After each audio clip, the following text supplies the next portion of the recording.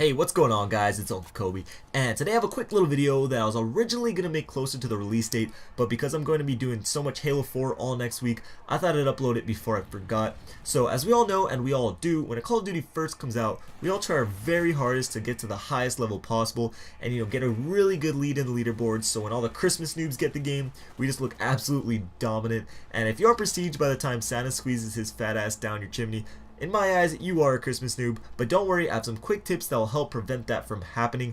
These tips are for right out of the box gameplay, things you want to know going into it before you have even played your first game.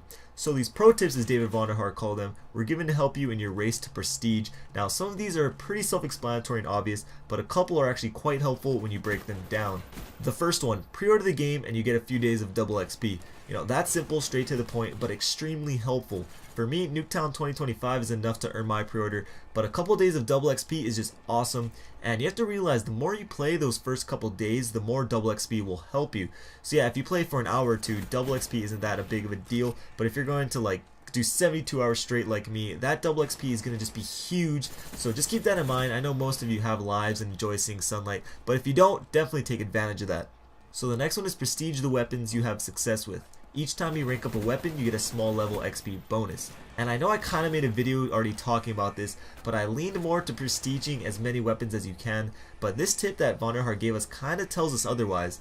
It seems to me that every time you prestige the weapon, you get a small percent of XP bonus. So let's just say the first time you prestige your weapon, you get a 5% bonus for all the XP you get with that weapon. So instead of moving on right to the next weapon, and getting another 5% bonus with another one, continue working on that same weapon, and maybe when you prestige it a second time, you get like a 10% bonus. Some of you may be like, well, that might just get boring fast, using the same gun. And that leads to my next tip, which is complete challenges and challenge sets. They pay lots of bonus XP. So in Modern Warfare 3, when you complete challenges for each gun, you didn't really get all that much XP for it. You were just better off doing well in Search and Destroy to level up. But here for Black Ops 2, Vonderhaar says you get lots of bonus XP. And to me that word lots actually is a big deal, putting emphasis that, hey, this is worth your time doing. And with how the game is set up, rewarding objective play, I would assume that the challenges mirror that as well. It's not going to just be like a certain number of kills. It might be get this many kills while holding the flag, get this many kills defending a domination flag, things like that.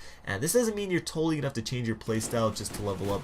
I'm just saying be aware of what challenges there are while you're playing, just in the back of your head or whatever, because with Modern Warfare 3, I had no freaking idea what the challenges were. I just got them when I got them. But here I'm recommending just, be mindful of what they are while you are playing. So these next two aren't really tips, but this one really got me thinking.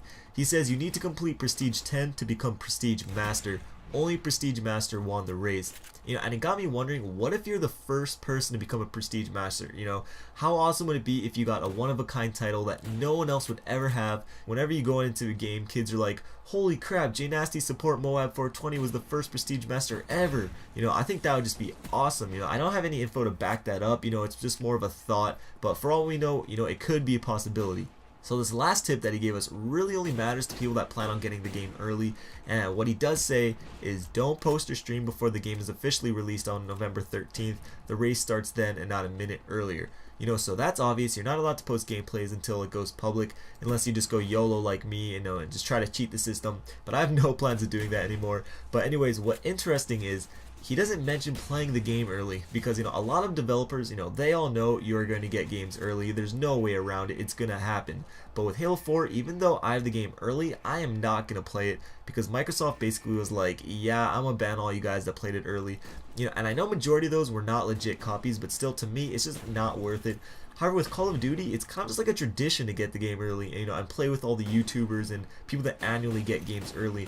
And Activision never seems to mind, as long as you don't post or stream, so that's good news, for those who are getting the game early. Again, I'm still not sure if I am, personally, but if I don't, Halo 4 is not going to even be a week old yet, so I'm not going to be dying for a new game.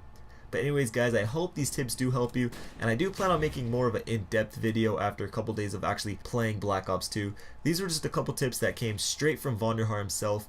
If you enjoyed the video, please take the time to give it a like rating. I always appreciate it very much.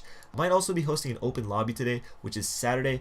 If I do, I'll make a video, like a lot of YouTubers do, just telling you that I am, because I don't want to force you to have to follow me on Twitter just for this, and I think it just would be more efficient. But anyways, couple videos on screen if you missed them. Till next time, this is Uncle Kobe. I'll talk to you guys later.